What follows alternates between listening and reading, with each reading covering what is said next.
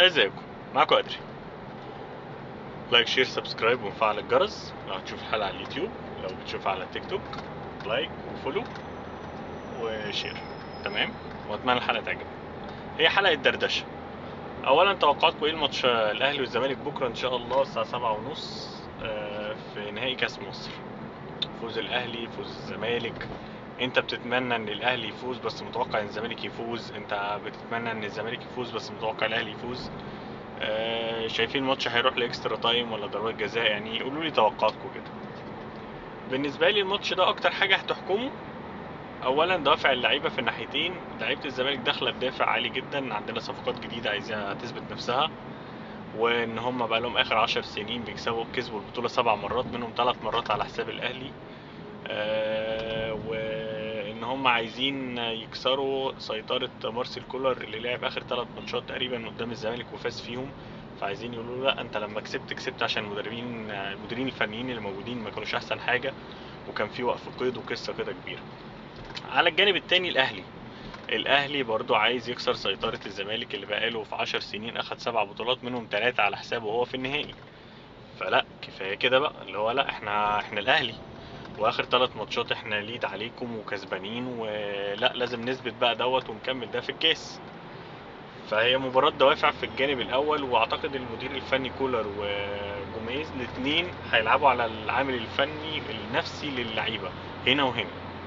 واحد زي عبد الله السعيد هينزل هيموت نفسه في الملعب عشان يثبت نفسه زي ما كان بيعمل في بيراميدز بالظبط. عايز يقول للاهلي اهو، يعني انا عبد الله السعيد مش اي حد، وده حقه. ناصر ماهر نفس القصه، وده حقه. اي لعيب عايز ينزل هيثبت نفسه، ده حقه. زي امام عاشور بقى في الاهلي الناحيه التانية، نفس القصه، عايز يثبت انا امام عاشور والزمالك خسرني بس انا رحت الاهلي وفايده برضه. كلمه السر بقى في الماتشين بالنسبه لي انا من وجهه نظري خط النص. اول اتنين في خط النص اساسيين هنا وهنا بالنسبه لي لا خلاف عليهم، مروان عطيه في الاهلي ودونجا في الزمالك. دونجا في الزمالك اتحول تحول غريب بعد الراجل ده ما جه اللي هو جوميز.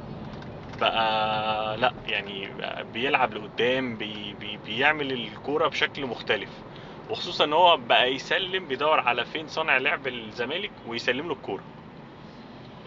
الناحيه التانية مروان عطيه بيقطع الكور بشكل حلو جدا، وبيعمل كي باس لقدام حلو جدا، يعني سرعته لقدام حلوه قوي.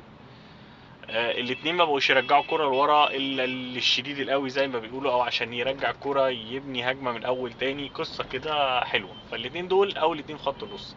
انا توقعي ان الاهلي والزمالك هيلعبوا 4-3-3، يعني الاتنين هيلعبوا 4-3-3، والتلاتة المهاجمين في الاتنين تقال. الفكرة بقى التلاتة اللي تحتيهم اللي هيسندوا الدفاع والهجوم.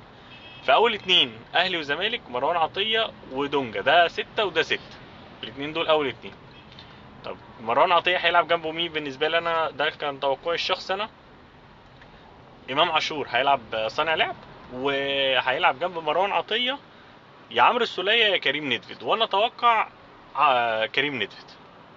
ممكن كوكا ينزل وتبقى مفاجأة، بس كوكا راجع من اصابة، ان انا انزله في ماتش زي ده هيحتاج بدني عالي، ممكن اخسره تاني. فدي وجهة نظري، فبلاش كوكا، خليه احتياطي. بس انت عندك نيدفيد كويس جدا واثبت نفسه الماتشات اللي فاتت، والسولية رجع كويس، بس السولية برضو راجع من اصابة، فممكن يلعب السولية وممكن يلعب نيدفيد.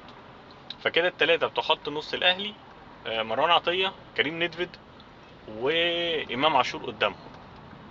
الناحية التانية دونجا هيلعب بقى جنبيه مين او قدامه مين؟ رقم واحد عبد الله السعيد، هيلعب مركز رقم 10. هيتفضل مركز رقم 8. مين بقى اللي هيلعبه او مركز رقم 6؟ من وجهة نظري برضو ان هو ممكن يلعب ناصر ماهر، يغامر ويلاعب ناصر ماهر في الماتش ده. يا ناصر ماهر يا اوباما، بس بنسبة كبيرة بالنسبة لي هيبقى ناصر ماهر،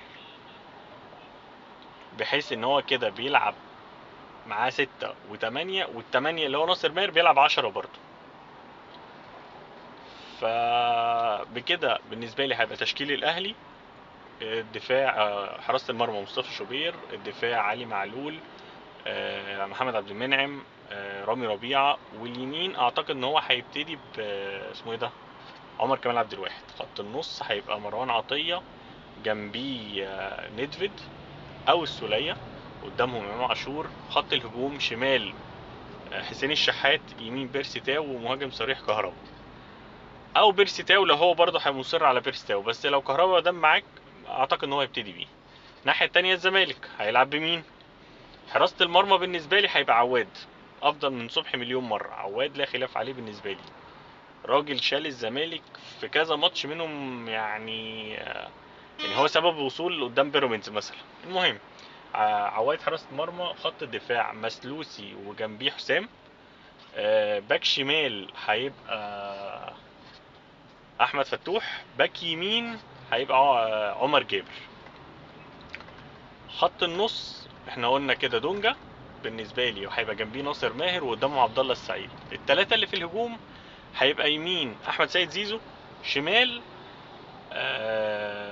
مصطفى، اسمه مصطفى ايه، انا دماغي علقت، مصطفى شلبي. وفي الهجوم ناصر منسي او سيف الدين الجزيري، بس اعتقد ان هو هيبتدي بناصر منسي. اللي ممكن يغيره ان هو بدل ما يبتدي عمر جابر يمين، لو فتوح هو شايفه مش فت، هيخلي عمر جابر شمال وينزل بسيد نيمار يمين. يبقى الجنب اليمين عنده متقفل، المسلوسي هيغطي ورا عمر جابر، ورا سيد نيمار اللي هيطلع ويزيد ويعمل جبهه جامده جدا مع احمد سيد زيزو في الجنب اليمين. اتمنى المباراه تبقى جامده، يعني تبقى مباراه كويسه من الفريقين، واتمنى فوز الاهلي انا شخصيا، واتوقع فوز الاهلي ان شاء الله. وقولوا لي رايكم. سلام.